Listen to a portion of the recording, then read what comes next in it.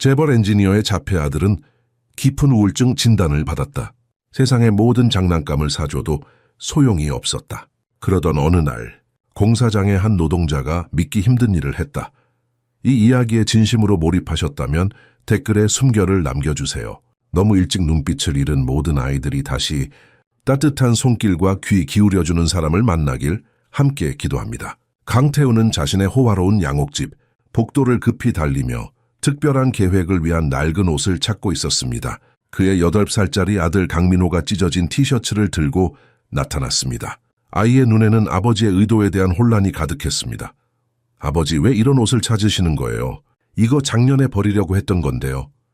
태우는 잠시 숨을 고르며 아들의 눈을 바라보았습니다. 민호야, 오늘 우리는 특별한 실험을 할 거란다. 서울이라는 도시 속에서 진정한 마음씨를 가진 사람이 누구인지 알아보려고 해. 민호는 여전히 이해하지 못하는 표정이었습니다. 사람들은 우리가 좋은 옷을 입고 있을 때와 그렇지 않을 때 완전히 다르게 대한단다. 겉모습만 보고 판단하지. 하지만 진짜 사람의 가치는 그런 것에 있지 않아. 태우의 목소리에는 단단한 결심이 담겨 있었습니다. 태우는 정원에서 흙을 가져와 자신의 얼굴과 손을 일부러 더럽혔습니다. 그리고 아들의 머리카락도 헝클어뜨려 마치 진짜 노숙자처럼 보이게 만들었습니다. 아버지, 할머니가 보시면 크게 혼내실 거예요. 민호가 걱정스럽게 말했습니다.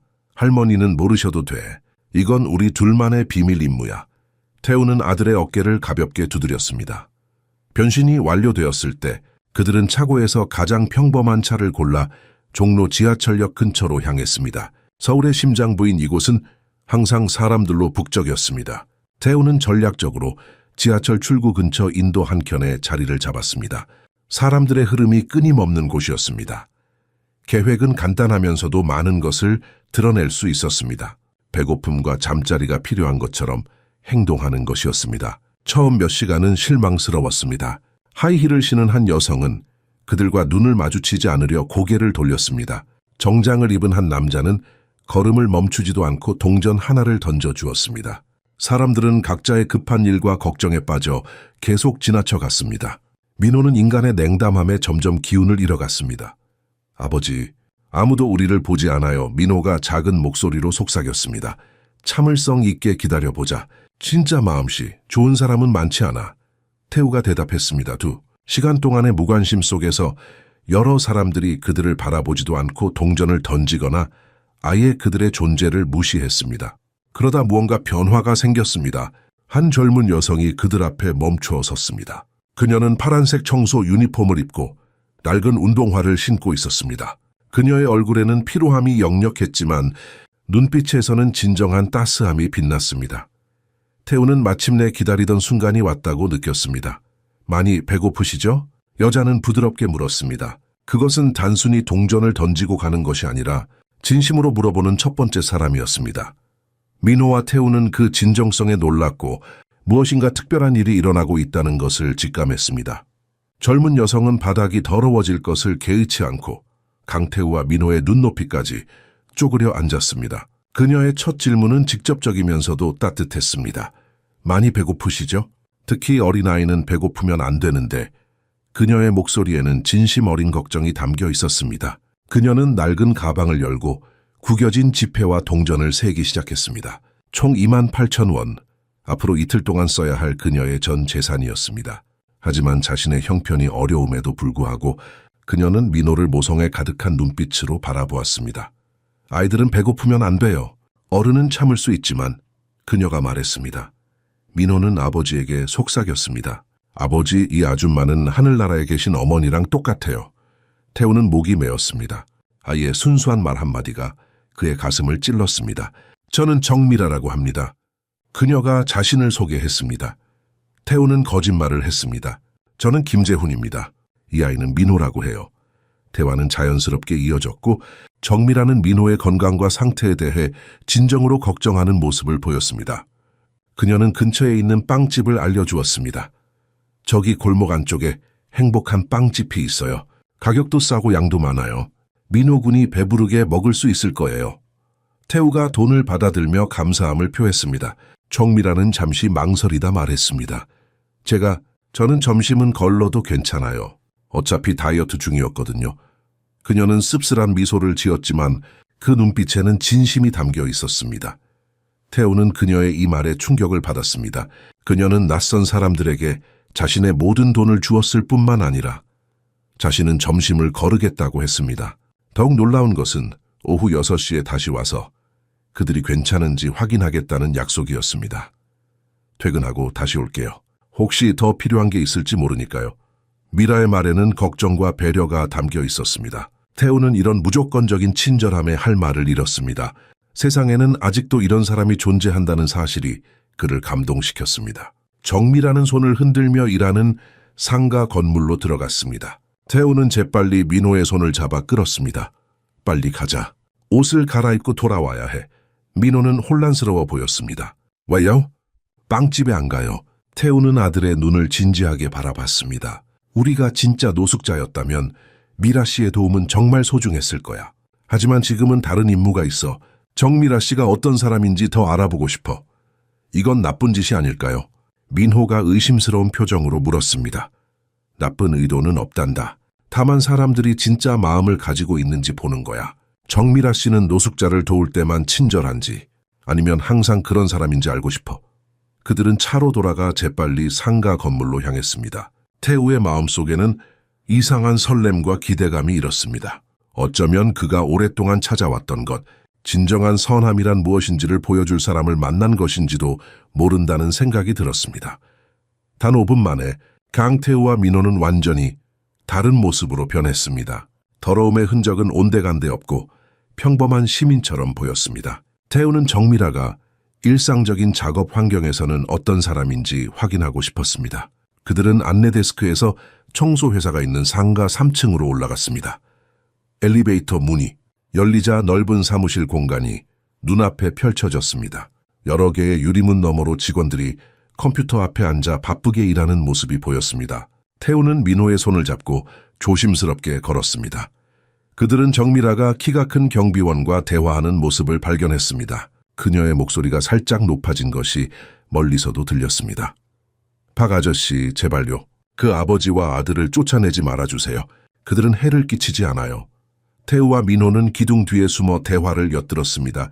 박 아저씨로 불린 경비원이 고개를 저었습니다. 미라 씨, 이건 회사 규정이야.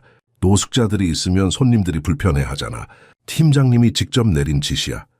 미라의 얼굴에 걱정이 깃들었습니다. 제가 책임질게요.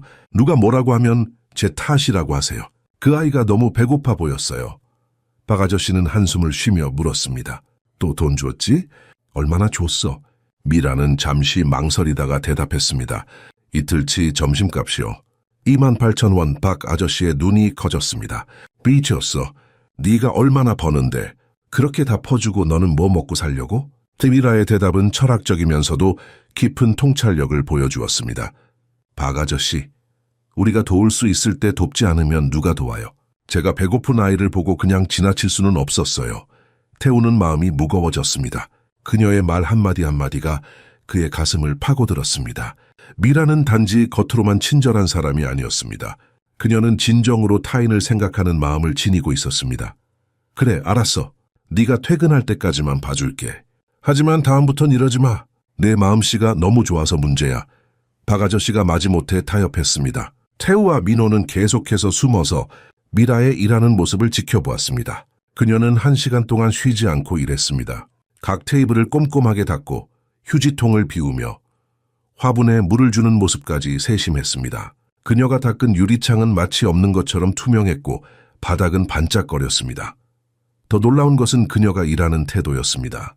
미라는 지루하거나 짜증내는 기색 없이 모든 일을 하고 있었습니다. 그녀의 얼굴에는 평온함이 깃들어 있었습니다. 심지어 누군가 방금 청소한 곳을 다시 더럽혔을 때도 그녀는 웃으며 다시 닦았습니다. 한 임원이 커피를 쏟았을 때 그는 사과조차 하지 않았지만 미라는 친절하게 괜찮습니다. 금방 깨끗해질 거예요 라고 말했습니다. 태우는 자신의 집에서 일하는 가정부들을 떠올렸습니다. 그들은 미라보다 훨씬 좋은 조건에서 일했지만 이런 태도는 보여주지 않았습니다. 그는 미라의 품위와 존엄성에 깊은 감명을 받았습니다. 민호가 아버지의 눈에 눈물이 고인 것을 보고 물었습니다. 아버지, 왜 울어요? 태우는 아들의 머리를 쓰다듬으며 대답했습니다. 울고 있는 게 아니야. 그저 우리가 드디어 찾던 사람을 만난 것 같아서 그래. 정미라 아줌마요? 민호가 물었습니다. 태우는 고개를 끄덕였습니다. 그의 마음속에는 이미 다음 단계의 계획이 그려지고 있었습니다. 그는 정미라라는 사람을 더 알고 싶었습니다. 정확히 오후 6시 정미라는 엘리베이터에서 내려왔습니다. 그녀는 눈에 띄게 더 지쳐 보였습니다. 유니폼은 땀에 젖어 있었고 발걸음은 무거웠습니다. 하지만 그녀는 여전히 경비실에 들러 노숙자들에 대해 물었습니다. 박 아저씨는 그들이 여전히 밖에 있으며 아이를 위해 음식을 사 먹었다고 확인해 주었습니다. 미라는 퇴근하기 전에 그들을 확인하기로 결심했습니다. 태우는 빠른 결정을 내렸습니다. 그와 민호는 이미 깨끗한 옷으로 갈아입은 상태였고 그들은 미라에게 다가갔습니다. 미라는 그들의 변화된 모습에 놀랐지만 진심으로 그들이 나아진 것을 보고 기뻐했습니다. 정말 다행이네요. 어디서 씻으신 거예요? 미라가 물었습니다. 태우는 계속해서 거짓말을 했습니다. 아는 분이 지나가다 우릴 봤는데 샤워할 수 있게 도와주셨어요. 그분이 참 좋은 분이시네요. 미라가 진심으로 말했습니다. 태우는 조심스럽게 대화를 그들의 거주 상황으로 이끌었습니다. 오늘 밤은 어디서 자야 할지 아직 정하지 못했어요. 근처에 저렴한 숙소가 있을까요? 미라의 얼굴에 고민이 스쳤습니다. 잠시 생각한 후 그녀는 결정적인 제안을 했습니다. 제 집 소파에서 주무실래요? 넓진 않지만 적어도 지붕은 있어요. 태우는 충격을 받았습니다. 그녀가 완전히 낯선 사람들에게 자신의 집을 제공하다니 이런 관대함은 상상도 못했습니다. 그는 잠시 말을 잇지 못했습니다. 걱정 마세요. 저는 혼자 살거든요. 민호 군이 바닥에서 자기엔 너무 춥잖아요. 미라가 태우의 망설임을 눈치채고 덧붙였습니다. 태우는 마음속으로 이 여성의 순수함에 감동했습니다. 그녀의 제안을 받아들이기로 했습니다. 미라의 집은 멀었고 그들은 함께 버스를 탔습니다. 여정 동안 태우는 미라가 버스 기사에게 반갑게 인사하고 노약자에게 자리를 양보하며 심지어 울고 있는 아이를 달래는 모습을 지켜보았습니다. 각각의 작은 행동들이 그녀의 타고난 친절함과 공감 능력을 드러냈습니다. 매일 이 버스를 타세요? 태우가 물었습니다. 네, 3년째요? 이 기사님은 항상 친절하세요. 작년에 제가 아플 때 버스 정류장에서 기다리게 하지 않고 집 앞까지 데려다 주셨어요. 미라가 밝게 대답했습니다. 태우는 미라의 삶이 어떨지 점점 더 궁금해졌습니다. 40분 후 그들은 구로동의 한 오래된 다세대 주택에 도착했습니다. 미라의 집은 작았습니다. 단 2개의 방이 있는 반지하 원룸이었습니다. 하지만 작은 공간은 놀랍도록 깨끗하고 정돈되어 있었습니다. 너무 좁아서 죄송해요. 미라가 수줍게 말했습니다. 태우는 진심으로 대답했습니다. 아니에요. 정말 아늑하고 좋은 집이에요. 미라의 집은 비록 화려한 장식이나 고급 가구는 없었지만 사랑으로 꾸며진 진정한 보금자리였습니다. 창계에는 작은 화분들이 놓여 있었고 벽에는 가족 사진들이 걸려 있었습니다. 화사한 색상의 쿠션들과 손뜨개 담요가 소파를 따뜻하게 만들었습니다. 민호는 곧 미라의 책장에 있는 동화책을 발견하고 흥미로워했습니다. 이 책들은 제가 어렸을 때 읽던 거예요. 민호 군이 읽고 싶으면 마음껏 봐도 돼요. 미라가 따뜻하게 말했습니다. 태우는 방을 둘러보며 미라의 생활에 대한 단서들을 찾았습니다. 그녀의 일상은 분명 힘들었지만 그 어디에도 불평이나 비통함의 흔적은 없었습니다. 오히려 곳곳에서 감사와 희망의 메시지가 보였습니다. 냉장고에는 오늘도 감사합니다라고 쓰인 메모가, 거울에는 웃는 당신이 가장 아름다워요라는 문구가 붙어 있었습니다. 간단한 저녁 준비할게요. 많진 않지만 같이 나눠 먹어요. 미라가 부엌으로 향하며 말했습니다. 태우는 소파에 앉아 민호와 함께 책을 보는 척하며 자신의 삶을 돌아보았습니다. 그는 수십억의 재산과 넓은 저택을 가지고 있었지만 이 작은 반지하 원룸만큼 따뜻함을 느낀 적이 있었을까?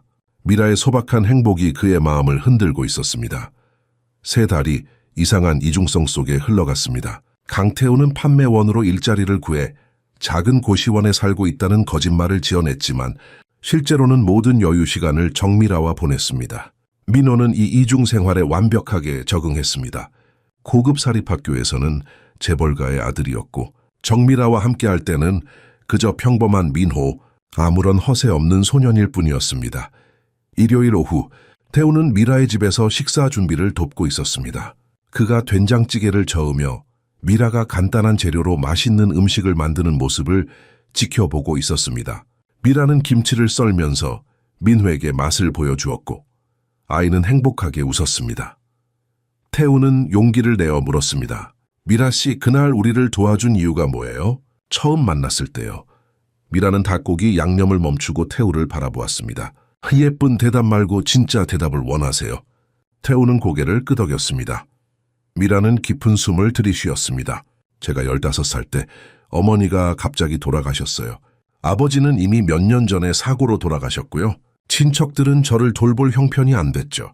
그래서 저는 서울로 와서 식당 일을 시작했어요. 태우는 놀랐습니다. 그녀가 그렇게 어린 나이에 혼자가 되었다니 상상할 수 없었습니다.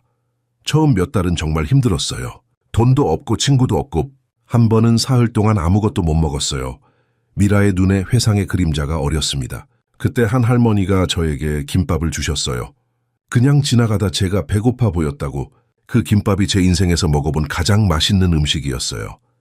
미라의 목소리에는 감사함이 묻어났습니다. 그날 저는 약속했어요. 언젠가 저도 누군가를 도울 수 있게 되면 꼭 그렇게 하겠다고. 그 할머니의 얼굴도 기억 안 나지만 그 순간의 따뜻함은 절대 잊지 못해요. 태우는 깊은 생각에 잠겼습니다. 그의 인생에서는 항상 모든 것이 풍족했습니다. 배고픔이나 두려움을 느껴본 적이 없었습니다. 그는 미라의 이야기를 들으며 자신의 삶을 다시 보게 되었습니다. 그런데 재훈 씨는요? 어떻게 노숙자가 되었어요? 미라가 물었습니다. 태우는 준비해둔 거짓말을 했습니다. 회사가 파산했어요. 아내는 몇 년 전에 병으로 떠났고 저는 빚을 갚느라 모든 것을 잃었죠. 민호가 말하려고 할 때 태우는 재빨리 아들의 어깨를 꼭 쥐었습니다. 민호는 입을 다물었지만 그의 눈에는 혼란이 있었습니다. 거짓말이 계속될수록 민호는 불편해 보였습니다.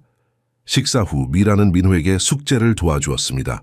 그녀는 학교 교육을 받지 못했지만 독학으로 많은 것을 배웠습니다. 그녀의 책장에는 다양한 분야의 책들이 꽂혀 있었습니다. 미라 씨는 정말 똑똑하시네요. 태우가 진심으로 말했습니다. 그냥 배우는 걸 좋아해요. 제대로 된 교육을 받지 못해서 아쉬워요. 그래서 민호 군이 공부하는 걸 도와주는 게 좋아요. 미라가 겸손하게 대답했습니다. 그날 밤 태우와 민호가 집으로 돌아가는 차 안에서 민호가 물었습니다. 아버지, 우리 언제까지 미라 아줌마한테 거짓말할 거예요? 태우는 한숨을 쉬었습니다. 아직은 말할 수 없어. 미라 씨가 우리가 부자라는 걸 알면 어떻게 생각할지 모르잖아. 하지만 미라 아줌마는 좋은 사람이에요. 우리가 돈이 많든 적든 상관없을 거예요. 민호가 항변했습니다. 세상은 그렇게 단순하지 않아. 민호야, 태우가 말했지만 마음속으로는 아들의 말이 옳을지도 모른다는 생각이 들었습니다. 집에 도착하자 태우의 어머니 박정숙 여사가 현관에서 기다리고 있었습니다. 또 어디 갔다 오는 거니? 요즘 너무 자주 집을 비우는 것 같구나. 그녀의 목소리에는 의심이 가득했습니다. 태우는 대답했습니다. 그냥 민호랑 공원에 다녀왔어요. 박정숙 여사는 의심스러운 표정으로 민호를 바라보았습니다. 민호야, 정말 공원에 갔니? 민호는 할머니의 눈을 피했습니다. 거짓말하는 것이 점점 더 어려워지고 있었습니다. 강태우는 정미라의 집 소파에 앉아 깊은 생각에 잠겼습니다. 3달 동안의 이중 생활은 그의 마음을 복잡하게 만들었습니다. 거짓말은 점점 더 무거운 짐이 되어가고 있었습니다. 특히 민호가 정밀에게 애착을 보이기 시작하면서 이 상황을 어떻게 해결해야 할지 고민이 깊어졌습니다. 미라가 부엌에서 차를 가져오며 태우의 생각에 잠긴 모습을 발견했습니다. 무슨 생각을 그렇게 깊이 하세요? 그녀가 부드럽게 물었습니다. 태우는 차를 받아들며 미소 지었습니다. 그냥 인생이 참 예상치 못한 방향으로 흘러가는 것 같아서요. 미라는 그의 옆에 앉았습니다. 그녀의 눈에는 따뜻함과 이해가 담겨 있었습니다. 재훈 씨, 제가 봐도 요즘 뭔가 고민이 있으신 것 같아요. 말씀하기 어려우시면 괜찮아요. 하지만 가끔은 말하는 것만으로도 마음이 가벼워질 때가 있어요. 태우는 깊은 숨을 들이쉬었습니다. 그는 더 이상 거짓말을 할 수 없다고 느꼈습니다. 적어도 일부 진실은 말해야 할 때가 왔습니다. 미라 씨, 사실 제 이름은 김재훈이 아니에요. 강태우라고 해요. 미라의 눈이 커졌지만 그녀는 아무 말도 하지 않았습니다. 그저 태우가 계속하기를 기다렸습니다. 그리고 우리가 처음 만났을 때 저와 민호는 정말로 노숙자가 아니었어요. 우리는 그저 실험을 하고 있었던 거예요. 미라의 표정이 혼란스러움으로 바뀌었습니다. 실험이요? 태우는 자신의 손을 바라보며 계속했습니다. 사람들의 진정성을 테스트하고 싶었어요. 누가 진심으로 도움이 필요한 사람들에게 손을 내밀지 알고 싶었어요. 미라는 잠시 침묵했습니다. 그녀의 눈에 상처가 비쳤습니다. 그래서 저는 그냥 실험 대상이었던 거군요. 태우는 급히 말했습니다. 처음에는 그랬어요. 하지만 미라 씨를 알게 되면서 모든 게 바뀌었어요. 당신은 제가 만난 사람 중 가장 순수하고 아름다운 마음을 가진 사람이에요. 미라는 자리에서 일어났습니다. 그녀의 움직임에는 동요가 느껴졌습니다. 저는 장난감이 아니에요, 태우 씨. 사람의 감정을 가지고 실험하면 안 되는 거예요. 그녀의 목소리는 조용했지만 그 안에는 분명한 단호함이 있었습니다. 태우는 미라의 손을 잡으려 했지만 그녀는 한 걸음 물러섰습니다. 제가 얼마나 바보 같았는지 모르겠네요. 매일 거짓말을 들으면서도 전혀 눈치채지 못했어요. 미라 씨, 제발 이해해 주세요. 처음에는 실수였을지 몰라도 지금 제 마음은 진실해요. 당신을 태우는 말을 멈추었습니다. 그는 자신이 정미라에게 깊은 감정을 느끼고 있다는 것을 깨달았지만 그 말을 꺼내기가 두려웠습니다. 미라의 눈에 눈물이 고였습니다. 민호는 알고 있었나요? 태우는 고개를 끄덕였습니다. 네, 하지만 그 아이도 많이 혼란스러워했어요. 미라 씨를 정말 좋아하거든요. 우리 모두 좋아해요. 미라는 창밖을 바라보며 잠시 침묵했습니다. 늦은 봄비가 창문을 두드리는 소리만이 방 안에 울려 퍼졌습니다. 제 어머니가 항상 말씀하셨어요. 수인실은 언젠가는 드러나게 되어 있다고. 저는 그냥 더 일찍 알았으면 좋았을 텐데요. 태우는 미라에게 다가갔습니다. 이번에는 그녀가 물러서지 않았습니다. 모든 것이 거짓은 아니었어요, 미라 씨. 우리가 함께한 시간, 나눈 대화, 그 모든 순간들은 진실이었어요. 제 마음은 진심이에요. 미라는 태우의 눈을 깊이 바라보았습니다. 그녀는 그의 말이 진실인지 가늠하려는 듯했습니다. 시간이 필요해요. 그녀가 마침내 말했습니다. 혼자 생각할 시간이요. 태우는 고개를 끄덕였습니다. 그는 미라의 결정을 존중해야 한다는 것을 알았습니다. 이해해요. 하지만 한 가지만 알아주세요. 제가 당신을 만난 것은 제 인생에서 가장 행운이었어요. 태우가 떠나기 전 미라가 물었습니다. 그런데 진짜 당신은 누구세요? 왜 이런 실험을 하게 된 거죠? 태우는 문간에 서서 잠시 망설였습니다. 아직 모든 진실을 말할 준비가 되어 있지 않았습니다. 그건 다음에 만나면 말씀드릴게요. 기회를 주신다면요. 미라는 아무 대답도 하지 않았습니다. 그녀의 침묵은 태우의 마음을 더욱 무겁게 만들었습니다. 그는 문을 닫고 나왔지만 그의 마음은 여전히 그 작은 반지하 원룸에 남아 있었습니다. 비가 내리는 서울 거리를 걸으며 태우는 처음으로 자신의 거짓말이 가져올 결과에 대해 진지하게 고민했습니다.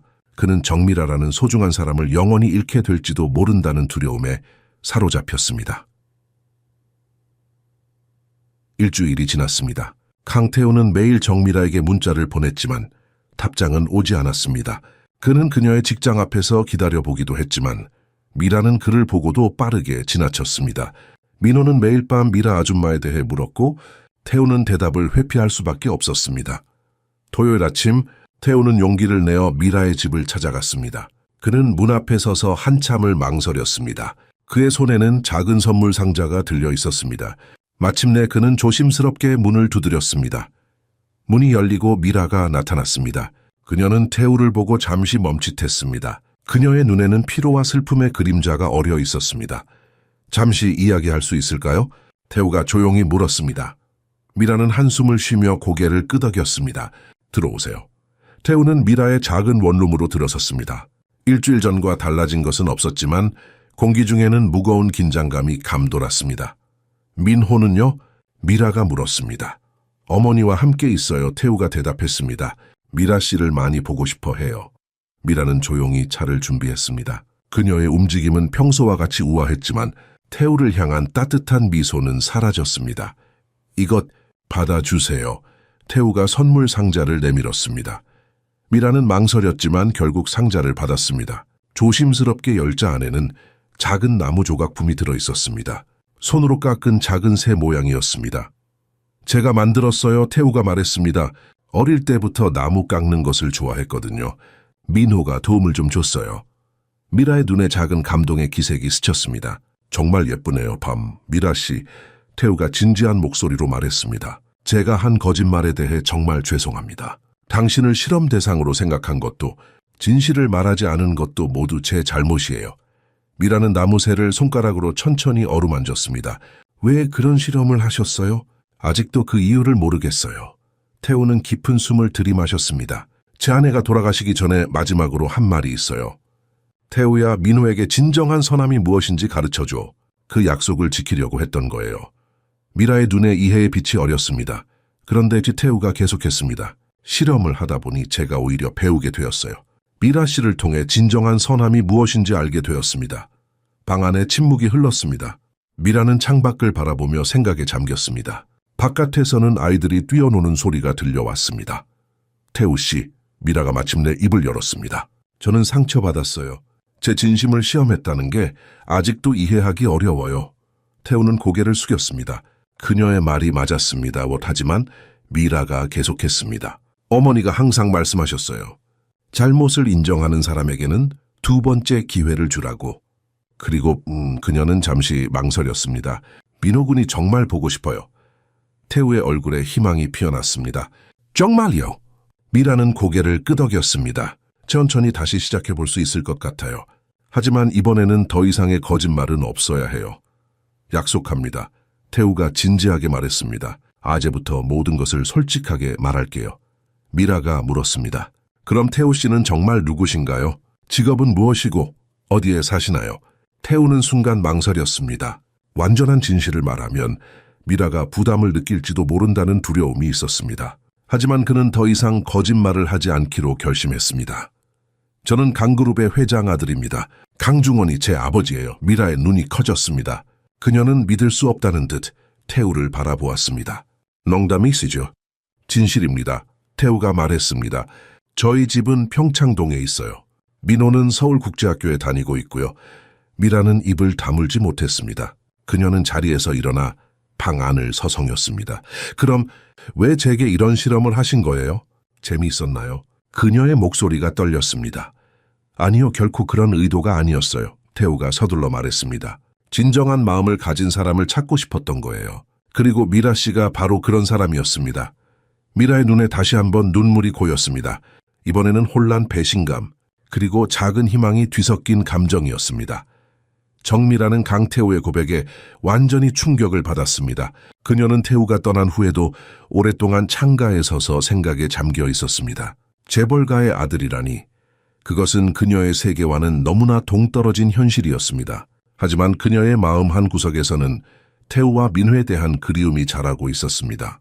태우는 다음 날 민호를 데리고 미라의 집을 방문했습니다. 민호는 미라를 보자마자 달려가 그녀를 꼭 안았습니다. 미라 아줌마 정말 보고 싶었어요. 민호가 외쳤습니다. 미라는 민호를 품에 안으며 미소 지었습니다. 나도 너무 보고 싶었어, 민호야. 그들은 함께 동네 공원으로 나갔습니다.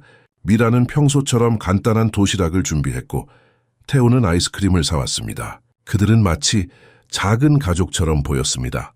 민호는 미라에게 학교 이야기를 신나게 들려주었고 미라는 진심으로 관심을 보이며 들었습니다. 그날 저녁 태우는 미라에게 다음 주 자신의 집에 와달라고 초대했습니다. 그는 미라가 그의 진짜 세계를 보기를 원했습니다. 정말 괜찮을까요? 미라가 걱정스럽게 물었습니다.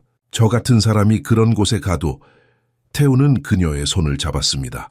미라 씨는 제가 만난 사람 중 가장 특별한 사람이에요. 어떤 집에 살든 어떤 옷을 입든 상관없어요. 미라는 마침내 고개를 끄덕였습니다. 알겠어요. 가볼게요.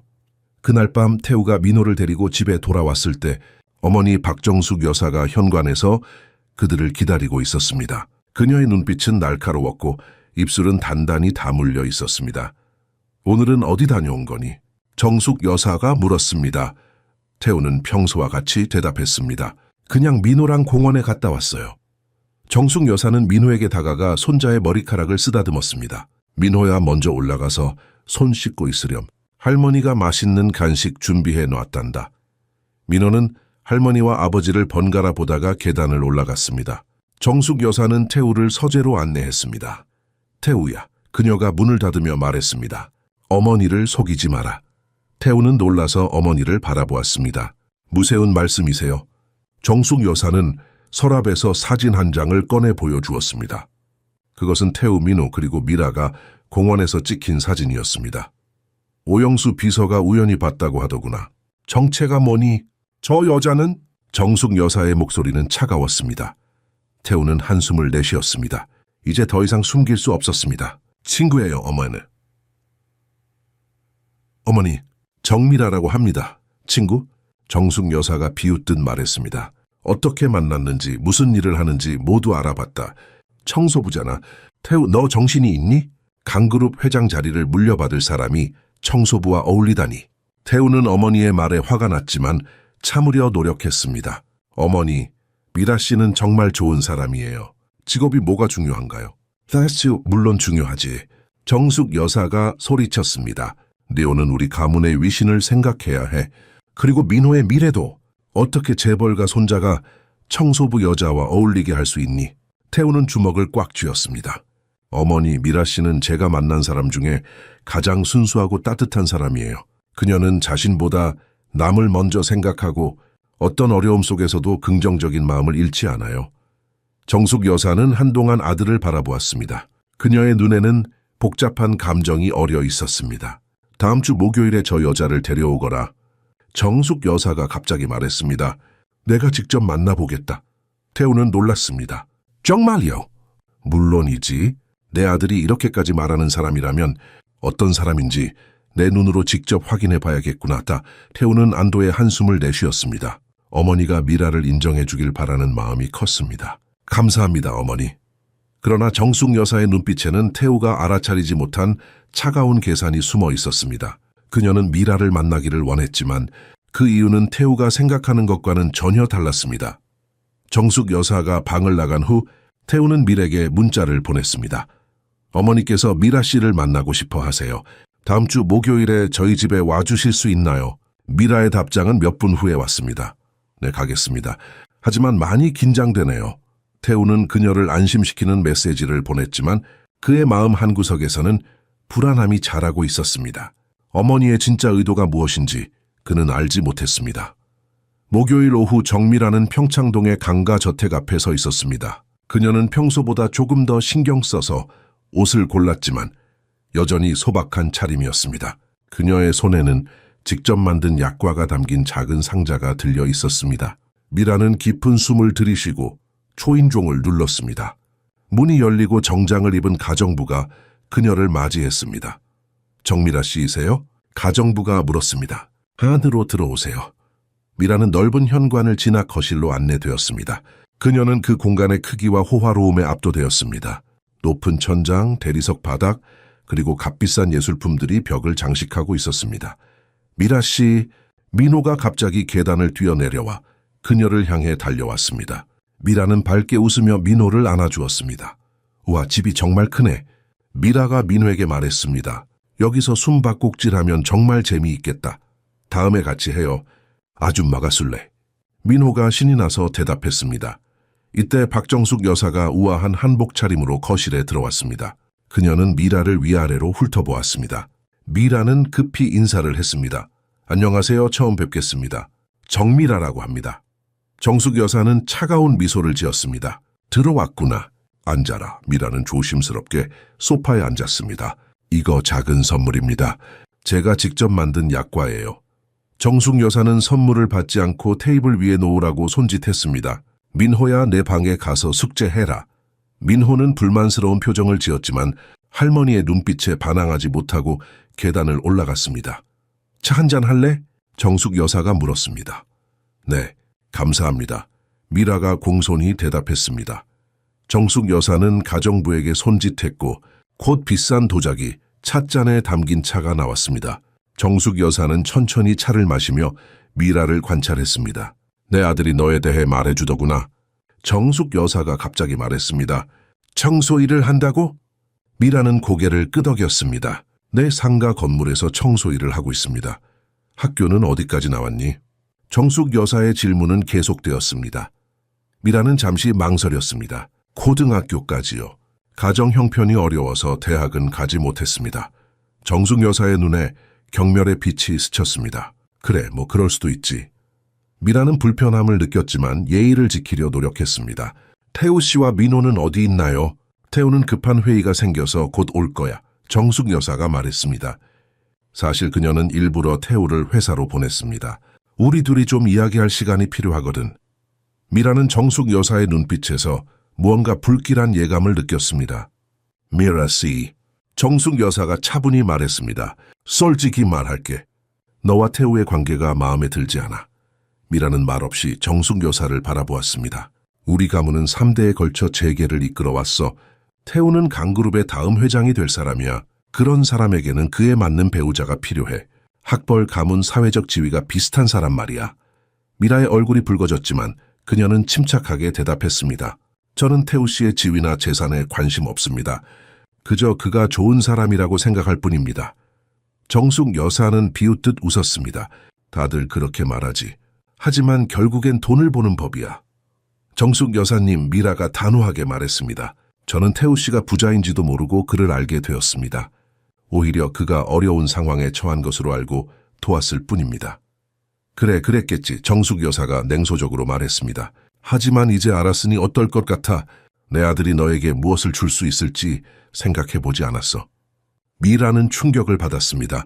그녀의 눈에 상처의 기색이 어렸습니다. 저는 그런 사람이 아닙니다.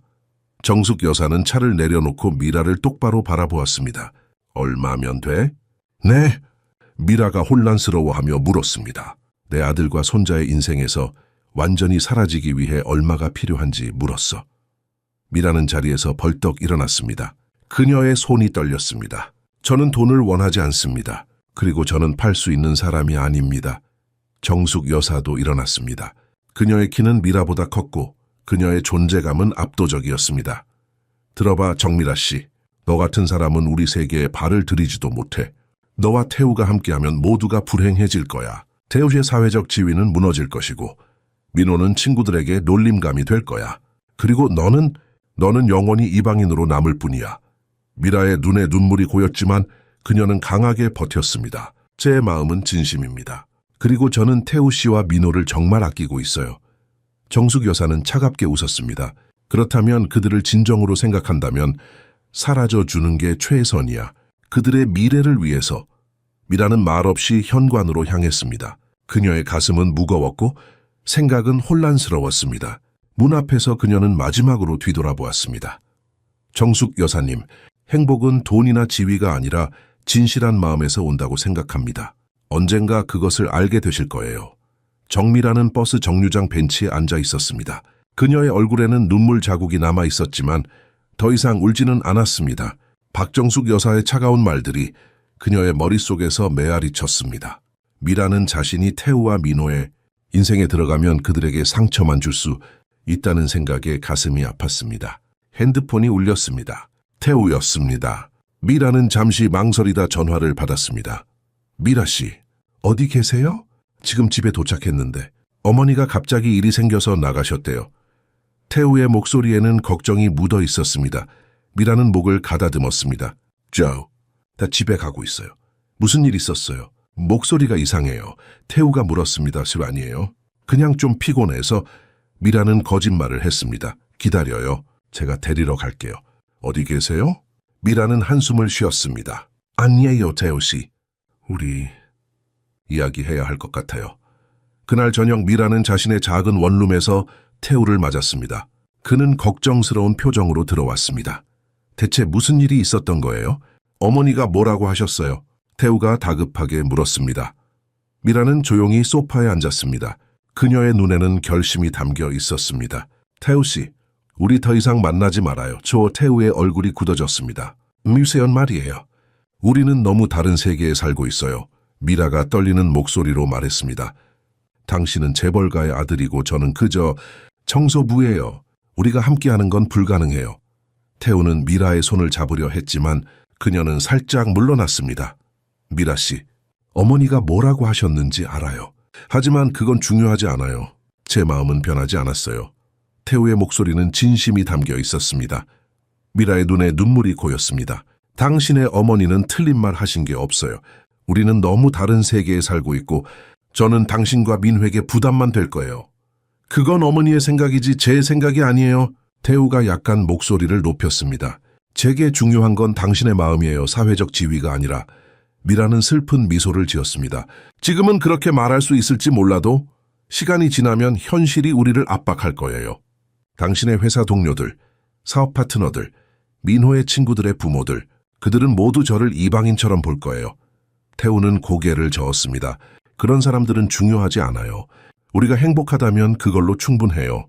태우 씨, 미라가 진지하게 말했습니다. 저는 민호를 생각해요. 그 아이가 저 때문에 친구들에게 놀림을 받는다면 어떻게 해요?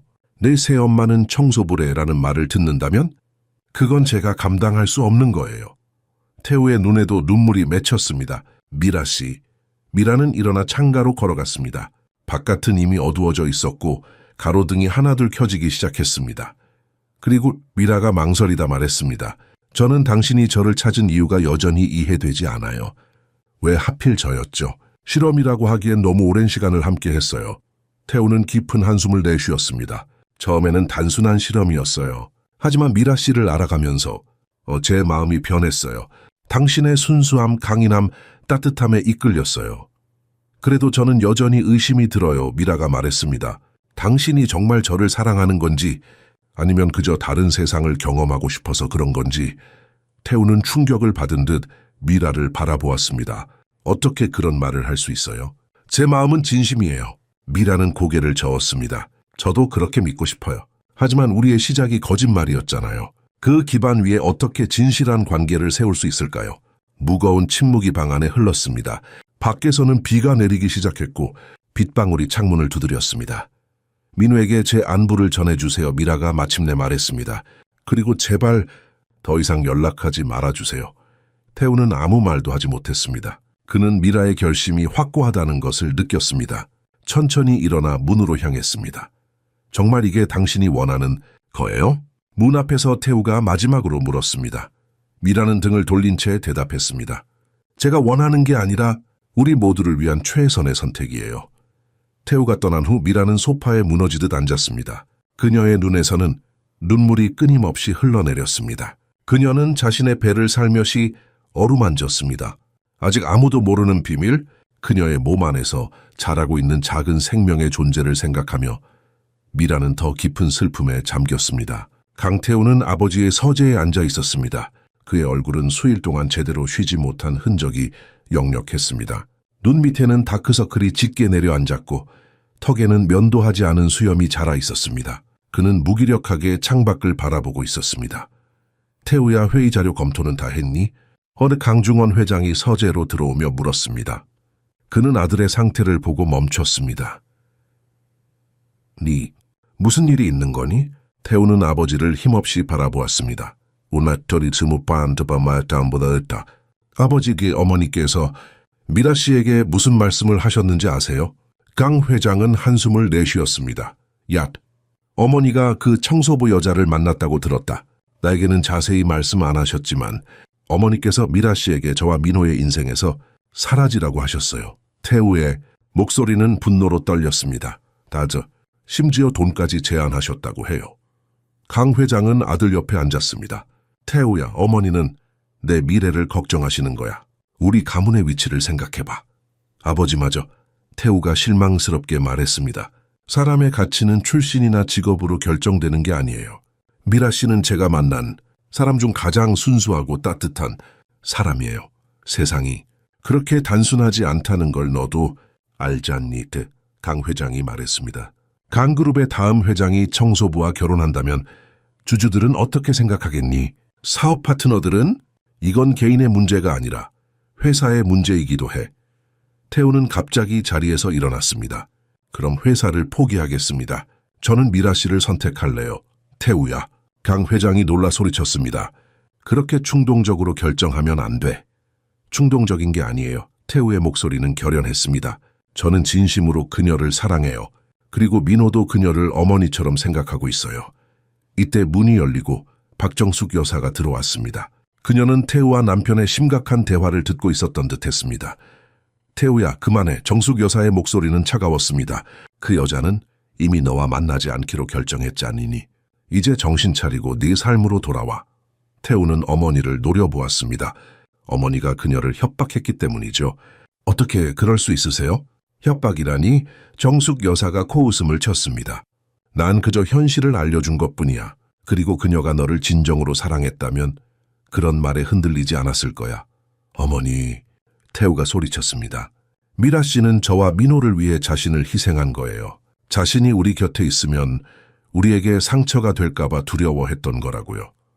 정숙 여사의 표정이 한순간 흔들렸지만 곧 단호해졌습니다. 그건 그녀의 선택이야. 이제 그냥 잊어버려. 잊을 수 없어요. 태우의 목소리가 떨렸습니다. 저는 지금 당장 그녀를 찾아갈 거예요. 태우가 문을 향해 걸어가자 정숙 여사가 그의 팔을 붙잡았습니다. 태우야, 만약 네가 지금 나가면 더 이상 내 아들이 아니야. 방 안에 무거운 침묵이 내려앉았습니다. 강 회장은 충격을 받은 듯 아내를 바라보았습니다. 정숙 씨, 그건 너무 심한 말이요. 강 회장이 중재하려 했지만 정숙 여사의 표정은 변함없었습니다. 태우는 어머니의 손을 조용히 떼어냈습니다. 어머니, 저는 언제나 어머니의 아들입니다. 하지만 제 인생은 제가 결정할 거예요. 태우가 문을 나서려는 순간 민호가 계단을 뛰어내려왔습니다. 아버지, 할머니, 큰일 났어요. 민호의 목소리에는 급박함이 담겨 있었습니다. 무슨 일이니? 태우가 아들에게 달려갔습니다. 미라 아줌마가 병원에 갔대요. 아까 미라 아줌마 옆집 이모가 전화했어요. 제 전화번호가 미라 아줌마 냉장고에 붙어 있었대요. 태우의 얼굴이 창백해졌습니다. 무슨 일이 있었는데? 미라 아줌마가 갑자기 쓰러졌대요. 배가 너무 아프다고 지금 구로동 성심병원에 있대요. 태우는 더 이상 망설이지 않고 현관으로 달려갔습니다. 정숙 여사가 뒤따라 나왔습니다. 태우야, 제발 정신 차려. 그녀가 소리쳤습니다. 태우는 뒤돌아보지 않고 차 열쇠를 집었습니다. 민호야, 너는 여기 있어. 안 돼요. 저도 미라 아줌마 보러 갈래요. 민호가 고집을 부렸습니다. 태우는 잠시 고민하다 아들의 손을 잡았습니다. 그래, 같이 가자. 정숙 여사는 현관 앞에 서서 두 사람이 채 오르는 것을 지켜보았습니다. 그녀의 표정은 복잡했습니다. 분노, 두려움 그리고 약간의 후회가 뒤섞인 듯했습니다. 차 안에서 민호가 물었습니다. 아버지, 미라 아줌마 괜찮을까요? 태우는 아들의 어깨를 꼭 잡아주며 대답했습니다. 괜찮을 거야. 우리가 꼭 도와줄 거니까. 그는 엑셀러레이터를 깊이 밟았습니다. 그의 마음속에는 오직 한 가지 생각뿐이었습니다. 미라, 제발 괜찮아야 해. 구로동 성심병원의 응급실은 늦은 저녁임에도 분주했습니다. 강태우와 민호는 간호사에게 정미라의 상태를 물었습니다. 태우의 얼굴에는 걱정과 공포가 뒤섞여 있었습니다. 정미라 씨가 어떻게 되었나요? 태우가 다급하게 물었습니다. 간호사는 컴퓨터 화면을 확인하며 대답했습니다. 3번 진료실에 있습니다. 의사 선생님과 상담 중이실 거예요. 태우와 민호는 재빨리 3번 진료실로 향했습니다. 미라는 침대에 누워 있었고 한 여의사가 그녀의 차트를 살펴보고 있었습니다. 미라의 얼굴은 창백했지만 태우와 민호를 보자 놀라움과 복잡한 감정이 교차했습니다. 미라 아줌마, 민호가 달려가 미라의 손을 잡았습니다. 민호야, 태우 씨, 미라가 약한 목소리로 말했습니다. 어떻게 알고 왔어요? 태우는 미라 곁으로 다가갔습니다.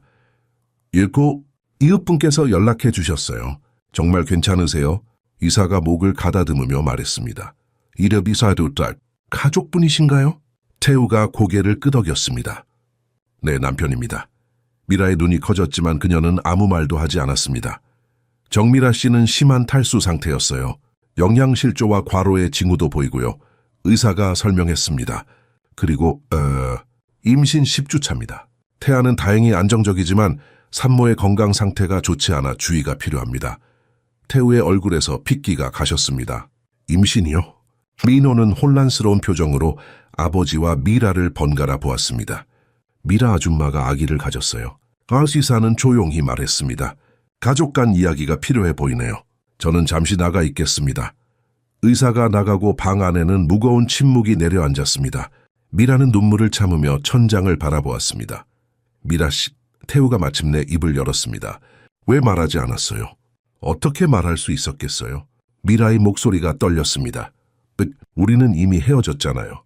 그리고 당신의 가족이 저를 원치 않는 건 명백했어요.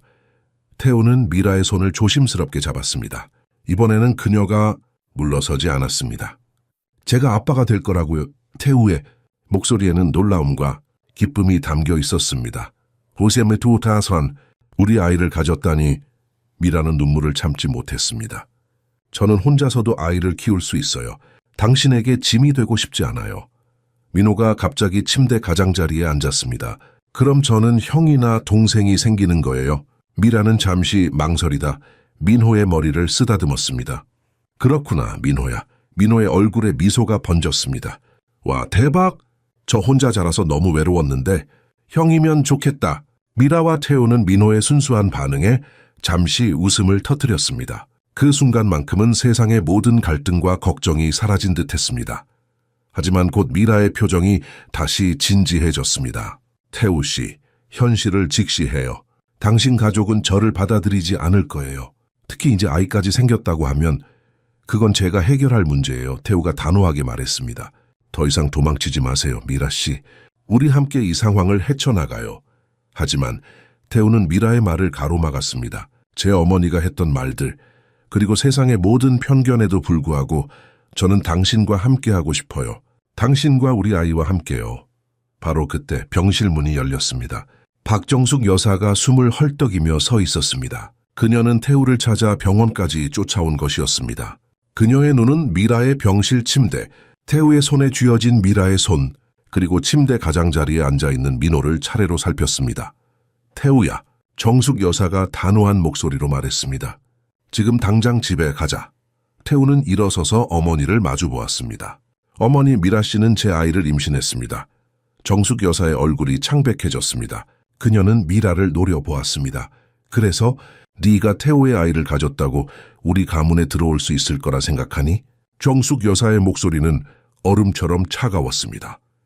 민호가 갑자기 할머니 앞에 섰습니다. 할머니, 미라 아줌마 괴롭히지 마세요. 아줌마는 좋은 사람이에요. 정숙 여사는 손자의 갑작스러운 항변에 잠시 당혹스러워했습니다. 병실의 공기는 얼어붙은 듯했습니다. 박정숙 여사의 분노한 표정과 정미라의 창백한 얼굴, 그리고 그 사이에 단호하게 서 있는 강태우와 민호의 모습이 대비를 이루었습니다. 할머니, 제발요. 민호가 다시 한번 간청했습니다. 네, 미라 아줌마는 아파요. 지금은 화내지 마세요. 정숙 여사는 깊은 한숨을 내쉬었습니다. 손자의 간절한 눈빛 앞에서 그녀의 분노가 조금 누그러졌습니다. 이 일은 집에 가서 얘기하자. 정숙 여사가 마침내 말했습니다. 하시베토르레토, 여기는 적절한 장소가 아니야. 태우는 고개를 저었습니다. 저는 미라 씨 곁에 있을 거예요.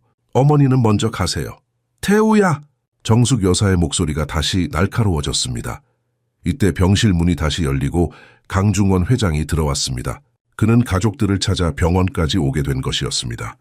여보, 태우, 무슨 일이 벌어지고 있는 거요? 강 회장이 혼란스러운 표정으로 물었습니다. 정숙 여사가 남편에게 빠르게 상황을 설명했습니다. 저 여자가 태우의 아이를 가졌대요. 분명 계획적인 일이에요. 우리 가문의 재산을 노리고. 어머니, 태우가 소리쳤습니다. 제발 그만하세요. 강 회장은 천천히 병실 안으로 들어왔습니다. 그는 침대에 누워있는 미라를 자세히 살펴보았습니다. 미라는 두려움과 자존심이 뒤섞인 표정으로 그를 마주 보았습니다. 당신이 정미라 씨군요. 강 회장이 조용히 말했습니다. 네, 미라가 떨리는 목소리로 대답했습니다. 강 회장은 의외로 부드러운 목소리로 물었습니다. 정말 태우의 아이를 가졌습니까? 미라는 고개를 끄덕였습니다. 네, 하지만 걱정 마세요. 저는 아무것도 바라지 않습니다. 그저 제 아이를 건강하게 키우고 싶을 뿐이에요.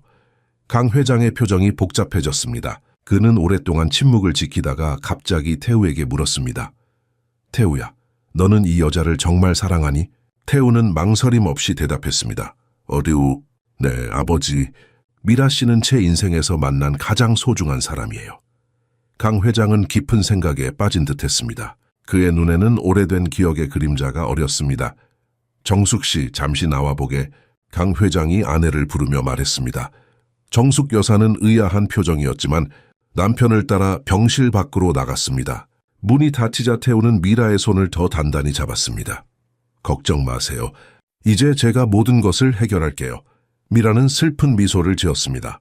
당신 가족의 반대를 어떻게 이겨낼 수 있을까요? 특히 어머님은, 아버지는 생각보다 이해심이 있으실 거예요. 태우가 말했습니다. 그리고 어머니도 시간이 지나면 이해하실 거예요. 민호는 조용히 미라의 배를 바라보았습니다. 아줌마, 아기는 괜찮아요? 미라는 민호의 머리를 쓰다듬었습니다. 의사 선생님이 아기는 건강하대. 그냥 엄마가 조금 약해진 것뿐이야. 제가 잘 돌봐드릴게요. 민호가 진지하게 말했습니다. 형 하나 동생이 태어나면 저도 돌볼래요. 미라의 눈에 눈물이 고였습니다. 민호의 순수한 마음이 그녀의 가슴을 따뜻하게 데웠습니다. 병실 밖에서는 강중권 회장과 박정숙 여사 사이에 격렬한 대화가 오가고 있었습니다. 여보, 당신도 저 여자 편을 들겠다는 거예요? 정숙 여사가 화난 목소리로 물었습니다. 강 회장의 표정은 진지했습니다. 나는 태우의 행복을 생각하고 있어. 우리 아들이 저 여자를 진심으로 사랑한다면 사랑이요. 강 회장님, 현실을 보세요. 저 여자는 우리와는 다른 세계의 사람이에요. 그녀가 태우와 어울릴 리 없잖아요. 강 회장은 아내의 눈을 똑바로 바라보았습니다. 당신은 내가 어디서 왔는지 잊었소? 나도 부자로 태어나지 않았소. 내 아버지는 단순한 공장 노동자였고 나는 고등학교도 제대로 마치지 못했소. 정숙 여사는 말문이 막혔습니다. 그녀는 남편의 과거에 대해 항상 알고 있었지만 그것을 언급하는 일은 거의 없었습니다. 그건 다른 문제예요. 정숙 여사가 마침내 말했습니다. 다르지 않소. 강 회장이 단호하게 말했습니다. 사람의 가치는 그가 어디서 왔는지가 아니라 어떤 사람인지로 판단해야 하오. 정숙 여사는 더 이상 반박할 말을 찾지 못했습니다. 그녀의 눈에도 복잡한 감정이 교차했습니다. 병원에서의 만남 이후 상황은 놀랍게도 조금씩 나아지는 것처럼 보였습니다. 강중원 회장의 중재로 박정숙 여사는 일단 더 이상 정미라를 공개적으로 반대하지 않기로 했습니다. 태우는 미라가 퇴원한 후 그녀의 원룸을 방문하여 돌봐주었고 매일 민호를 데리고와 함께 시간을 보냈습니다. 그러나 정숙 여사의 마음은 여전히 변하지 않았습니다. 그녀는 겉으로는 수용하는 척했지만 내심으로는 태우와 미라의 관계를 끝내기 위한 계획을 세우고 있었습니다. 그리고 그녀는 자신의 계획에 도움을 줄 사람을 찾았습니다. 아버님, 저 좀 도와주세요. 정숙 여사가 시아버지인 강인구 전 회장에게 전화했습니다. 무슨 일인가? 강인구 전 회장은 은퇴 후에도 여전히 강한 영향력을 가지고 있었습니다. 정숙 여사는 태우와 미라의 관계, 그리고 그녀의 임신 사실까지 모든 것을 설명했습니다. 우리 가문의 명예가 걸린 문제입니다. 제가 어떻게 해야 할지 모르겠어요.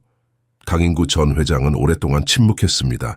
그는 항상 가문의 명예를 중요시했고 손자인 태우의 행동은 그의 기대와는 거리가 멀었습니다. 내가 해결해 주지.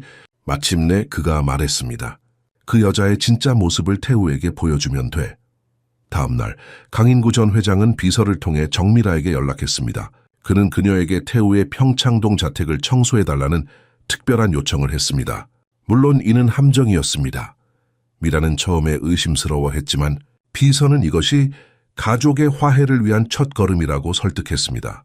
또한 상당한 금액의 보수를 약속했습니다. 경제적으로 어려움을 겪고 있던 밀에게는 거절하기 어려운 제안이었습니다. 태우 씨는 알고 계신가요? 미라가 물었습니다. 물론입니다. 강 회장님과 태우님 모두 이 일을 승인하셨어요. 그들은 당신에게 기회를 주고 싶어 하십니다. 비서의 말은 부드럽고 설득력 있었습니다. 미라는 마침내 동의했습니다. 그녀는 태우의 가족과 좋은 관계를 맺고 싶었고 이것이 그 시작이 될 수 있다고 생각했습니다. 지정된 날 미라는 청소 도구를 가지고 태우의 자택에 도착했습니다. 비서가 그녀를 안으로 안내했습니다. 태우 씨는 어디 계신가요? 미라가 물었습니다. 중요한 회의가 있어서 잠시 나가셨습니다. 곧 돌아오실 거예요. 비서가 대답했습니다. 미라는 청소를 시작했습니다. 그녀는 항상 그랬듯이 꼼꼼하고 정성스럽게 일했습니다. 집안은 이미 깨끗했지만 그녀는 더 빛나게 만들고 싶었습니다. 태우에게 자신의 진심을 보여주고 싶었습니다. 2시간 후 미라가 거실 테이블을 닦고 있을 때 강인구 전 회장이 갑자기 들어왔습니다. 그의 뒤에는 박정숙 여사가 있었습니다. 당신이 정미라군? 강인구 전 회장이 차가운 목소리로 물었습니다. 미라는 놀라서 허리를 폈습니다. 네, 안녕하세요. 저는 내 손자의 집에서 무엇을 하고 있지? 그의 목소리는 위협적이었습니다. 미라는 혼란스러웠습니다. 청소 요청을 받았습니다. 비서님이 거짓말. 정숙 여사가 갑자기 소리쳤습니다. 당신은 허락도 없이 이 집에 침입했어. 비밀번호를 어떻게 알았지? 미라의 얼굴이 창백해졌습니다. 오테아사키암보리아. 아니요, 그게 아니에요. 저는 초대받았어요. 비서님이? 강인구 전 회장이 고개를 저었습니다. 우리 집 비서는 오늘 휴가를 냈소. 당신이 만난 사람은 누구지? 미라는 말문이 막혔습니다. 그녀는 함정에 빠졌다는 것을 깨달았습니다. 이때 강태우가 현관문을 열고 들어왔습니다. 그는 미라가 거실에 서 있는 것을 보고 놀랐습니다. 미라 씨, 여기서 뭐 하세요? 태우가 혼란스러운 표정으로 물었습니다. 미라가 설명하려 했지만 정숙 여사가 가로막았습니다. 태우야, 이 여자가 네 집에 몰래 들어왔어. 우리가 왔을 때 서랍을 뒤지고 있었어. 뭐라고요? 태우가 충격을 받은 듯 미라를 바라보았습니다. 미라는 절박하게 고개를 저었습니다. 아니에요, 태우 씨. 저는 청소 요청을 받아서 온 거예요. 누군가가 저를 속였어요. 강인구 전 회장이 한숨을 쉬었습니다. 예, 태우야, 이제 봐라. 이 여자가 네 재산을 노리고 있다는 걸 그녀는 처음부터 계획적으로 접근한 거야. 태우는 미라와 가족들을 번갈아 바라보았습니다. 그의 눈에는 혼란과 의심이 교차했습니다. 태우 씨, 제발 믿어주세요. 미라가 간절히 말했습니다. 저는 당신을 사랑해요. 돈 같은 건 중요하지 않아요. 그때 정숙 여사가 큰 소리로 외쳤습니다. 내 시계, 내 다이아몬드 시계가 없어졌어. 시계 사건 이후 한 달이 지났습니다. 정미라의 상황은 절망적이었습니다. 박정숙 여사는 서울 전역의 청소회사에 연락하여 미라가 도둑이라는 소문을 퍼뜨렸습니다. 그녀는 더 이상 정규직 일자리를 구할 수 없었습니다. 심지어 미라를 수년간 알고 지낸 이상철 사장도 그녀에게 일을 주지 않았습니다. 미라 씨, 미안하네. 누군가 전화해서 당신이 도둑이라고 경고하더군. 내가 당신을 믿지만 다른 고객들이. 미라는 이제 일용직 청소부로 하루에 10,000원이나 15,000원을 받고 일했습니다. 그녀의 임신은 4개월 차에 접어들었고 배가 조금씩 불러오고 있었습니다. 옆집에 사는 이혁 할머니는 미라의 상태를 보고 매우 걱정했습니다. 미라야, 너무 말랐어. 제대로 먹고 있는 거니? 미라는 미소를 지으며 대답했습니다. 괜찮아요, 할머니. 저는 원래 날씬해요. 하지만 진실은 달랐습니다. 미라는 아이를 위해 영양가 있는 음식을 사려고 노력했지만 그러다 보니 자신의 끼니는 자주 거르게 되었습니다. 그녀는 고향으로 돌아갈까도 생각했지만 그곳에는 그녀를 도와줄 사람이 아무도 없었습니다. 어느 날 오후 미라는 갑자기 심한 복통을 느꼈습니다. 그녀는 현기증이 나며 바닥에 주저앉았습니다. 이혁 할머니가 그녀를 발견하고 달려왔습니다. 미라야, 어떡해? 할머니가 소리쳤습니다. 이웃 주민들이 모여들었고 누군가 구급차를 불렀습니다. 미라는 인근 보건소로 급히 이송되었습니다. 의사가 미라를 진찰한 후 물었습니다. 마지막 생리는 언제였죠? 미라는 약하게 대답했습니다. 안다메시 킷보크비나 포마카나자메시아 4개월 전쯤이요. 임신했어요. 의사는 혈액 검사를 지시했고 미라의 건강 상태를 점검했습니다. 1시간 후 결과가 나왔습니다. 정미라 씨, 임신 4개월이 맞습니다. 하지만 심각한 영양실조 상태예요. 아기가 위험할 수 있습니다. 의사의 목소리에는 우려가 담겨 있었습니다. 미라는 눈물을 참으며 물었습니다. 아기는 괜찮아요. 지금은 안정적이지만 이대로 계속되면 위험해요. 임산부는 충분한 영양을 섭취해야 합니다. 특히 철분, 엽산, 단백질이 풍부한 음식이 필요해요. 미라는 이혁 할머니에게 솔직히 고백했습니다. 할머니, 돈이 없어요. 일자리를 구할 수 없고. 할머니는 미라의 손을 꼭 잡았습니다. 걱정 말아라. 내가 도울게. 의사는 국민건강보험이 산전 검사를 보장한다고 설명했지만 영양 문제는 미라 스스로 해결해야 했습니다. 정 씨, 사회복지사와 상담해보는 건 어떨까요? 임산부를 위한 지원 프로그램이 있을 거예요. 미라는 보건소에서 나와 할머니와 함께 집으로 돌아왔습니다. 그녀의 손에는 초음파 사진이 들려 있었습니다. 그 작은 생명체의 모습을 보며 미라는 결심했습니다. 어떤 어려움이 있어도 이 아이를 지키겠다고.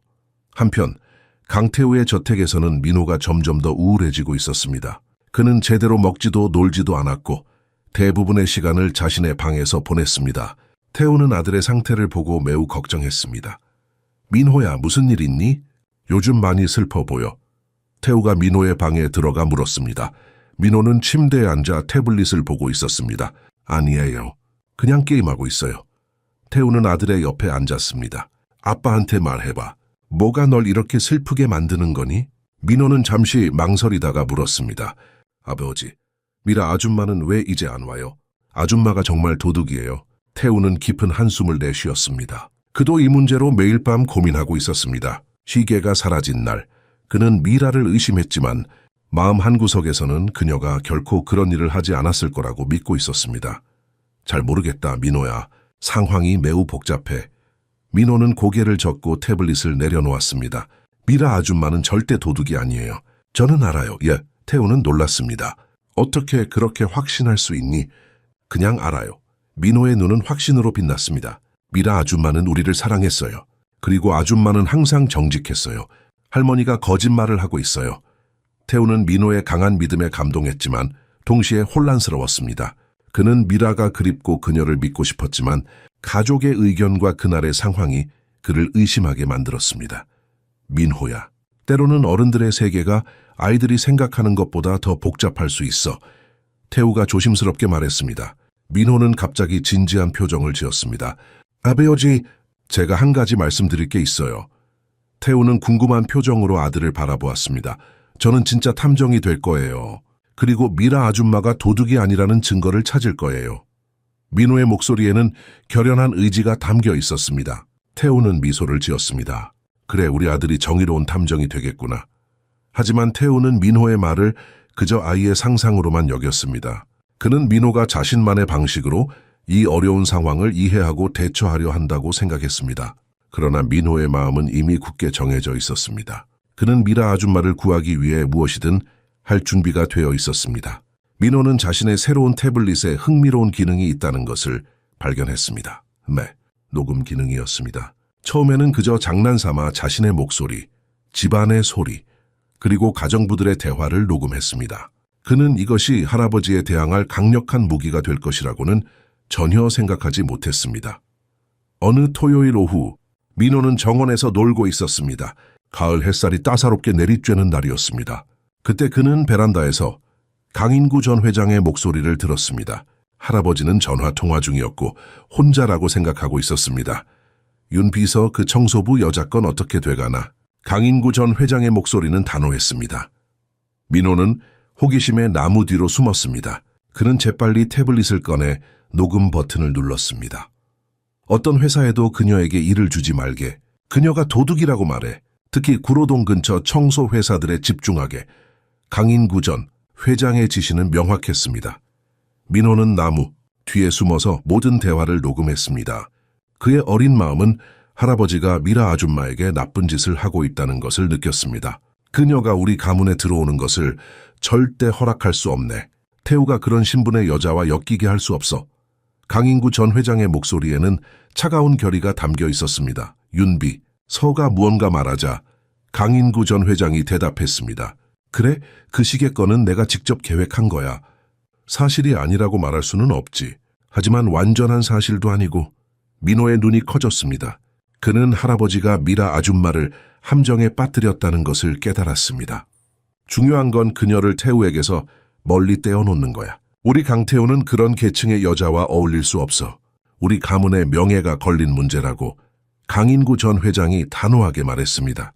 민호는 모든 것을 이해하지는 못했지만 할아버지가 미라 아줌마에게 불공정하게 대하고 있다는 것을 알았습니다. 그의 작은 손가락이 녹음 버튼을 단단히 누르고 있었습니다. 통화가 끝나자 민호는 조용히 자신의 방으로 달려갔습니다. 그는 아버지에게 녹음한 것을 보여주고 싶었지만 거실에서 아버지와 할아버지가 대화하는 소리가 들렸습니다. 태우야, 이제 그만 그 여자에 대해 생각해라. 강인구 전 회장이 말했습니다. 하나가 이렇게 우울해하는 모습을 보니 가슴이 아프다. 민호는 문 앞에 멈춰서서 조용히 들었습니다. 그는 아직 녹음을 보여주지 않기로 결정했습니다. 아버지, 저는 아직도 미라 씨가 그런 짓을 했을 거라고 믿기 어려워요. 태우의 목소리에는 슬픔이 가득했습니다. 증거가 모두 그녀를 가리키고 있잖니. 이제 새 출발을 해야 할 때다. 송윤아 변호사의 딸 윤서를 한번 만나보는 게 어떻겠니? 그녀는 너와 어울릴 만한 좋은 여성이야. 강인구 전 회장이 제안했습니다. 민호는 이 대화도 녹음하기 시작했습니다. 태우는 단호하게 거절했습니다. 아버지, 저는 윤서 씨든 누구든 만날 생각이 없어요. 제 마음은 아직 말도 안 돼. 강인구 전 회장이 소리쳤습니다. 네가 그런 청소부 여자 때문에 이렇게 고통받는 모습을 더 이상 볼 수 없다. 너에게는 책임이 있어. 이 가문의 미래를 생각해야 해. 민호는 자신의 태블릿을 꽉 쥐며 모든 대화를 녹음했습니다. 그의 작은 얼굴에는 결연한 의지가 서려 있었습니다. 저녁 시간, 민호는 자신의 방에서 녹음된 내용을 반복해서 들었습니다. 그는 할아버지가 아버지에게 거짓말을 하고 미라 아줌마에 대해 나쁜 소문을 퍼뜨리고 있다는 것을 이해했습니다. 미라 아줌마를 도와야 해. 민호는 작은 목소리로 중얼거렸습니다. 그는 녹음된 증거를 어떻게 사용할지 고민했습니다. 아버지에게 직접 보여줄까? 아니면 경찰에 신고할까? 그의 어린 마음은 혼란스러웠지만 한 가지는 확실했습니다. 그는 미라 아줌마를 구하고 싶었습니다. 민호는 창밖을 바라보며 생각에 잠겼습니다. 밤하늘의 별들이 반짝이고 있었습니다. 그는 미라 아줌마도 같은 하늘을 보고 있을까 궁금했습니다. 기다려요, 미라 아줌마. 제가 꼭 도와드릴게요. 민호는 결심했습니다. 그날 밤 민호는 한 가지 계획을 세웠습니다. 그는 자신의 작은 손에 정의를 쥐고 있었고 이제 그것을 사용할 준비가 되어 있었습니다. 어린 나이에도 불구하고 민호는 진실과 거짓을 구분할 수 있었고 그의 순수한 마음은 진실의 편에 서 있었습니다. 한편 강태우는 서재에서 오랫동안 생각에 잠겨 있었습니다. 그의 마음은 여전히 미라를 향해 있었지만 가족의 압박과 그날의 사건이 그를 혼란스럽게 했습니다. 그는 창문을 통해 반짝이는 별들을 바라보았습니다. 어쩌면 미라도 같은 별을 보고 있을지도 모른다는 생각에 그의 가슴이 아팠습니다. 2달이 지난 겨울의 어느 날 민호가 심하게 앓기 시작했습니다. 처음에는 가벼운 기침이었지만 점점 악화되어 고열과 호흡곤란 증상이 나타났습니다. 강태우는 즉시 민호를 서울대학교 병원으로 데려갔습니다. 폐렴입니다. 상당히 심각한 상태라 즉시 입원이 필요합니다. 의사의 진단은 단호했습니다. 태우는 아들의 병실 침대 옆에 앉아 꼼짝도 하지 않았습니다. 그의 얼굴에는 깊은 걱정의 주름이 새겨져 있었습니다. 민호의 상태는 시간이 지날수록 악화되었습니다. 고열이 내리지 않았고 때때로 의식이 흐려지기도 했습니다. 아버지, 미라 아줌마. 민호가 고열로 인한 선망 상태에서 중얼거렸습니다. 태우는 아들의 손을 꼭 잡았습니다. 아빠가 여기 있어, 민호야. 하지만 민호는 계속해서 미라를 찾았습니다. 미라 아줌마, 노래 불러주세요. 아픈 거 낫게 해주세요. 태우의 마음이 찢어지는 것 같았습니다. 그는 아들이 이렇게까지 미라를 그리워하고 있다는 것을 몰랐습니다. 의료진은 최선을 다했지만 민호의 열은 계속해서 오르내렸습니다. 담당 의사가 태우에게 조용히 말했습니다. 강애씨, 아이들은 때때로 정서적 안정이 필요합니다. 특히 아이가 찾는 사람이 있다면 그 사람의 존재가 도움이 될 수 있습니다. 태우는 의사의 말에 깊이 생각했습니다. 그는 자신의 자존심과 가족의 반대를 뛰어넘어 아들을 위한 결정을 내려야 했습니다. 알겠습니다. 제가 한번 시도해 보겠습니다. 태우는 마침내 결심했습니다. 태우는 아버지에게 전화를 걸었습니다. 아버지, 민호가 심하게 아픕니다. 미라 씨를 찾아가야 할 것 같아요. 강인구 전 회장의 목소리가 차가웠습니다. 정신 차려라. 그 여자는 이제 잊어야 해. 아버지, 제 아들이 위험합니다. 이건 자존심의 문제가 아니에요. 태우의 목소리는 결연했습니다. 전화를 끊은 후 태우는 곧바로 구로동으로 향했습니다. 그는 미라의 옛 주소만 알고 있었기 때문에 그곳부터 찾기 시작했습니다. 날씨는 추웠고 거리에는 눈이 내리고 있었습니다. 마침내 그는 미라의 원룸 앞에 도착했습니다. 문을 두드리자 이혁 할머니가 나왔습니다. 할머니, 정미라 씨를 찾고 있습니다. 태우가 간절하게 물었습니다. 이혁 할머니는 의심스러운 눈빛으로 태우를 바라보았습니다. 당신이 강태우 씨입니까? 네, 그런데요. 태우가 놀라서 대답했습니다. 미라가 많이 아팠어요. 당신 때문에. 할머니의 목소리에는 비난이 담겨 있었습니다. 태우는 죄책감에 고개를 숙였습니다. 제가 큰 잘못을 했습니다. 하지만 지금 제 아들이 병원에 입원해 있고 계속해서 미라 씨를 찾고 있어요. 제발 그녀가 어디 있는지 알려주세요. 할머니의 표정이 조금 누그러졌습니다. 지금은 신림동에서 일하고 있어요. 서울대 입구역 근처 행복마트 청소부로 일하고 있지. 태우는 신림동으로 즉시 향했습니다. 그가 행복마트에 도착했을 때 미라는 바닥을 닦고 있었습니다. 그녀의 몸은 더 말랐고 얼굴은 피곤해 보였습니다. 임신 6개월 차의 배가 살짝 불러와 있었습니다. 미라 씨, 태우의 목소리에 미라가 고개를 들었습니다. 미라의 눈이 커졌습니다. 그녀의 심장이 빠르게 뛰기 시작했지만 곧 차분해졌습니다. 태우 씨, 여기서 뭐 하세요? 민호가 매우 아픕니다. 태우가 곧바로 말했습니다. 폐렴으로 입원했어요. 계속 미라 씨를 찾고 있어요. 미라의 얼굴이 창백해졌습니다. 민호가요. 어떻게 된 거예요? 의사가 그의 상태가 매우 심각하다고 합니다. 살 수도 있고 최악의 경우에는. 태우는 말을 잇지 못했습니다. 미라는 망설임 없이 대답했습니다. 데려가 주세요. 지금 당장 가요. 그녀는 관리자에게 급한 일이 생겼다고 설명하고 허락을 받았습니다. 태우의 차 안에서 미라는 자신의 커다란 배를 조심스럽게 어루만졌습니다. 아이는 어떻게 지내요? 태우가 조심스럽게 물었습니다. 미라는 약한 미소를 지었습니다. 건강해요. 의사 선생님이 딸이라고 하셨어요. 태우는 감정이 복잡했습니다. 자신의 딸, 그는 그 아이에 대해 생각할 시간조차 없었습니다. 그는 밀에게 있었던 일을 설명하고 싶었지만 민호의 상태가 더 급했습니다. 병원에 도착하자마자 미라는 민호의 병실로 달려갔습니다. 민호는 창백한 얼굴로 각종 의료 장비에 연결되어 있었습니다. 민호야, 미라 아줌마가 왔어. 미라가 속삭였습니다. 민호가 미약하게 눈을 떴습니다.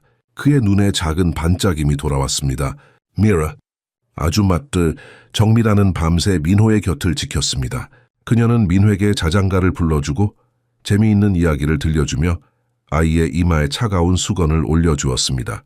강태호는 소파에 앉아 미라가 자신의 아들을 진심으로 돌보는 모습을 지켜보았습니다. 그는 미라가 도둑일 리 없다는 확신이 다시 생겼습니다. 어떻게 이렇게 순수한 마음을 가진 사람이 도둑질을 할 수 있을까요? 다음 날 아침 놀라운 변화가 일어났습니다. 민호의 열이 내리기 시작했고 그의 얼굴에 생기가 돌아왔습니다. 의사도 민호의 빠른 회복에 놀랐습니다. 미라 아줌마 어디 갔었어요? 너무 보고 싶었어요. 민호가 이제 제대로 말을 할 수 있게 되자 물었습니다. 미라는 민호의 머리를 쓰다듬으며 대답했습니다. 나도 많이 보고 싶었어, 민호야. 민호는 갑자기 진지한 표정을 지었습니다. 아줌마, 아버지랑 왜 싸웠어요? 태우는 긴장했습니다. 그는 민호에게 어떻게 설명해야 할지 몰랐습니다. 민호는 잠시 침대 위에서 뒤적이다가 자신의 태블릿을 꺼냈습니다. 저는 할아버지가 아줌마에 대해 거짓말했다는 걸 알아요. 태우는 놀라서 아들을 바라보았습니다. 무슨 말이니, 민호야? 어떻게 그걸 알지? 민호는 태블릿을 조작하여 녹음 파일을 재생했습니다. 강인구 전 회장의 목소리가 병실에 울려 퍼졌습니다. 그래, 그 시계건은 내가 직접 계획한 거야. 사실이 아니라고 말할 수는 없지. 하지만 완전한 사실도 아니고. 태우의 손이 떨렸습니다. 그는 불신과 충격으로 아들의 태블릿을 바라보았습니다. 미라도 녹음 내용을 듣고 충격을 받았습니다. 그녀는 자신이 함정에 빠졌다는 것을 확신했지만 이렇게 직접적인 증거가 있을 줄은 몰랐습니다. 할아버지가 아줌마를 나쁘게 말하게 했어요. 그리고 아줌마가 도둑이라고 거짓말했어요. 민호가 설명했습니다. 태우는 민호의 태블릿을 받아들고 떨리는 손으로 녹음 내용을 확인했습니다. 그는 자신이 얼마나 어리석었는지 깨달았습니다. 미라를 의심했던 것, 그녀의 말을 믿지 않았던 것, 모든 것이 후회되었습니다. 미라 씨, 정말 죄송합니다. 제가 얼마나 어리석었는지 태우가 진심으로 사과했습니다. 미라는 잠시 침묵했다가 부드럽게 대답했습니다. 저도 당신을 사랑해요, 태우 씨. 한 번도 사랑이 멈춘 적 없어요. 민호가 갑자기 물었습니다. 그럼 이제 다시 같이 살 거예요? 자스 태우와 미라는 서로를 바라보았습니다. 태우가 미라의 손을 잡고 물었습니다. 미라 씨, 저와 결혼해 주시겠어요? 민호와 우리 딸의 어머니가 되어주세요. 미라의 눈에 눈물이 고였습니다. 네, 그럴게요. 민호가 환호성을 질렀습니다. 야호, 이제 미라 아줌마가 우리 엄마가 돼요. 그때 미라가 조심스럽게 말했습니다. 태우 씨, 한 가지 더 말씀드릴 게 있어요. 저는 임신 6개월이에요. 우리의 딸이죠. 태우는 놀라움과 기쁨이 교차하는 표정으로 미라의 배를 바라보았습니다. 우리 딸, 다음 날 민호는 병원에서 퇴원할 수 있었습니다. 태우는 미라와 함께 평창동 자택으로 향했습니다. 그는 아버지와 할아버지에게 진실을 밝히고 자신의 결정을 알리기로 했습니다. 저택에 도착하자 강인구 전 회장이 서재에서 나왔습니다. 그는 차가 들어오는 소리를 듣고 나온 것이었습니다. 그의 표정은 태우와 함께 있는 미라와 민호를 보고 굳어졌습니다. 이게 무슨 뜻이지? 강인구 전 회장이 날카롭게 물었습니다. 태우는 단호하게 말했습니다. 할아버지, 우리 이야기를 나누어야 할 것 같습니다. 그들은 서재로 들어갔습니다. 태우는 민호의 태블릿을 꺼내 녹음 파일을 재생했습니다. 강인구 전 회장의 얼굴이 창백해졌습니다. 할아버지, 어떻게 이런 일을 하실 수 있었어요? 태우의 목소리에는 분노와 실망이 담겨 있었습니다. 강인구 전 회장은 말문이 막힌 듯했습니다. 그는 미라를 날카롭게 쳐다보았지만 더 이상 위협적으로 보이지 않았습니다. 태우야, 내 생각에는 그가 마침내 입을 열었지만 태우가 말을 잘랐습니다. 할아버지, 저는 미라 씨와 결혼할 것입니다. 그리고 오늘부터 미라 씨는 제 약혼자로서 이 집에서 존중받아야 합니다. 만약 이것이 받아들여지지 않는다면 저는 민호와 미라 씨, 그리고 우리의 딸과 함께 이 집을 떠날 것입니다. 강인구 전 회장은 오랜 침묵 끝에 고개를 끄덕였습니다. 알겠어. 내 선택을 존중하마. 한 달 후 태우와 미라는 작은 교회에서 결혼식을 올렸습니다. 강인구 전 회장은 마지막 순간에 나타나 미라의 진실한 인품에 대한 거짓 증언을 퍼뜨린 것에 대해 공개적으로 사과했습니다. 정미라 씨, 당신을 오해했습니다. 우리 가문에 오신 것을 환영합니다. 강인구 전 회장의 말에 참석자들은 놀랐지만 미라는 따뜻한 미소로 그의 사과를 받아들였습니다. 결혼식 후 3주 뒤 경찰이 강가를 방문했습니다. 민호가 녹음 파일을 증거로 제출하여 명예훼손 혐의로 고소장을 제출한 것이었습니다. 그러나 태우와 미라는 법적 조치 대신 화해를 선택했습니다. 저희는 새로운 시작을 원합니다. 과거에 연연하지 않고 함께 행복한 미래를 만들어 가고 싶어요. 미라의 말에 모두가 감동했습니다. 2년 후 태우와 미라는 희망의 손길 재단을 설립하여 어려운 환경의 아이들을 돕기 시작했습니다. 민호는 10살이 되었고 그들의 딸 서연이는 건강하게 자라고 있었습니다. 강인구 전 회장도 변했습니다. 그는 손녀 서연이를 무척 아끼며 자신의 과거 행동을 깊이 반성했습니다. 그는 밀에게 편지를 보냈습니다. 정미라 씨, 당신은 우리 가문의 진정한 사랑과 용서가 무엇인지 가르쳐 주었습니다. 이제야 비로소 내가 얼마나 잘못된 가치관을 가지고 있었는지 깨닫게 되었습니다. 감사합니다. 태우와 미라는 손을 잡고 서연이와 민호가 정원에서 뛰어노는 모습을 지켜보았습니다. 그들의 눈에는 행복과 감사의 눈물이 빛났습니다. 진실과 사랑은 결국 모든 장벽을 뛰어넘어 승리했습니다.